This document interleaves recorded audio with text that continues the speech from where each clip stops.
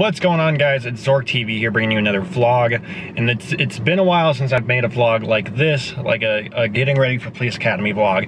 And so all this is going to be real quick is just an update of where I'm at in the process and how things are going. So last week on Thursday, I don't know how many days ago. Oh, it was the 14th. Yeah, so last week, November 14th, 2019, I had to go over to the town where I'm doing this interview process at.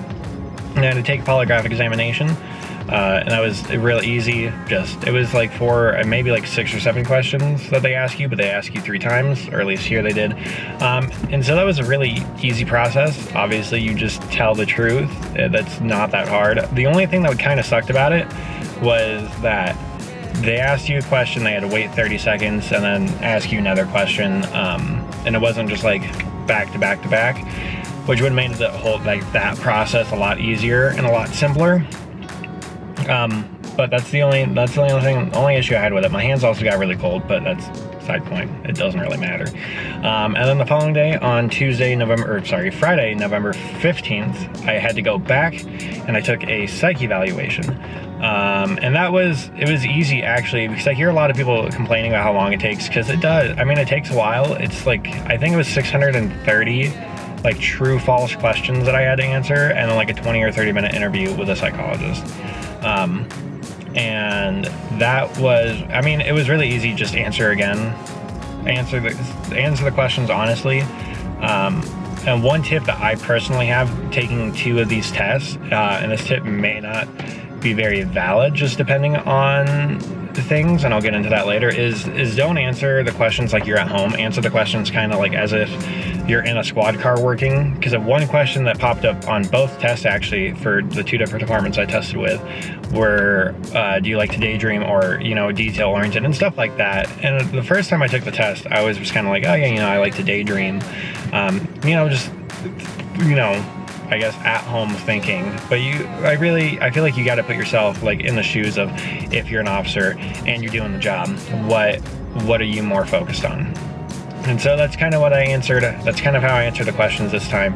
And then the interview with a psychologist, I feel like went a lot better. And this time I did pass the psych test. Unlike last time, I didn't pass the psych test with the department of the town that I live in. And then I also recently found out that the department for the town that I live in, the company they used is based out of Denver, Colorado, and a bunch of Denver agencies use that same company, apparently, and a bunch of the agencies in Denver, I think all of the agencies in Denver that use them, are actually filing lawsuits against that company because they've been failing so many people. And apparently the local department for me, their failure rate is like 56%, and I told that to the other department. They're like, yeah, that's outrageously high. So, you know, it's just that. And you always got to be careful too. It depends. I've been told it depends on who you get as a psychologist as well. I was talking to the people at the local law enforcement academy for here in Colorado, and they said it really depends on who you get as a psychologist. You know, you can fail 3 or 4 or 5 psych tests, and then one department may not, you know, you may not fail, and it's all a shit shoot is what they told me. And it really just depends on the psychologist you get. So if you keep failing tests, like I came out there determined that I was going to fail that psych test, and I didn't. I'm still trying to have the mindset personally that something is going to go wrong and I'm not going to get the job, and that's purely for the fact that I don't want to get too excited and then something happened and I'm unable to get the job. Because they were digging a bunch into personal history, and there may be some interactions I've had with people in the past, and just what they say about me, because obviously things weren't left on the right foot. Nothing too big, but something that I feel like is a potential disqualification for me. If that's the case, then oh well. I mean, you gotta, you know, you live and you learn and you move on. You don't make the same mistakes. That's what all this is. It's just learning from your mistakes and moving on.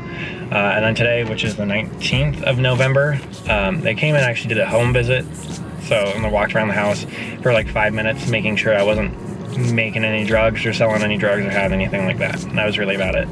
So as far from my understanding, I'm almost done with the process. If they choose to move forward with me after the home visit or after they talk to these people, it all depends, and we'll just have to see. So yeah, that's basically the update. But if things don't work out like I'm expecting, like I said, pardon me, all the cards are pointing that they will. theoretically go in the right direction, and things very well may work out, and that's what the cards are pointing at. But I, like you said, I like to have the negative or just be a pessimist about it, just in case something doesn't go right. But if things don't go right, or I'm just going to say when things don't go right, and when I fall out of this hiring process with this department, there's still plenty to do on the channel. I plan on doing a lot with a new motorcycle next year. I plan on trying to compete in some 3-gun competitions, as well as some skeet shooting competitions. I would like to try to go up parts of Colorado this year, get a whole GoPro mic set up on one of the helmets, or both of the helmets really, and then possibly go to California and just do, just go around and explore. And that's, like I said, this channel is really trying to get me out of my comfort zone, and that's what this whole trying to get in the police academy is getting out of my comfort zone. And if it doesn't work out this year, then I may very well try again next year. And who knows, maybe I'll end up leaving college and not going back, but it's all part of the process, and it's all part of learning. But until the next video, or I guess videos will start normally again tomorrow, or not tomorrow, but for me, I'll probably start recording again normally. And they're preparing for police academy, and then at the end of that video, the very next preparing for police academy, I may have an answer as to whether things are going through or not, but we'll see. And until next time, this is ZhorK TV, and I will see you guys in the next video.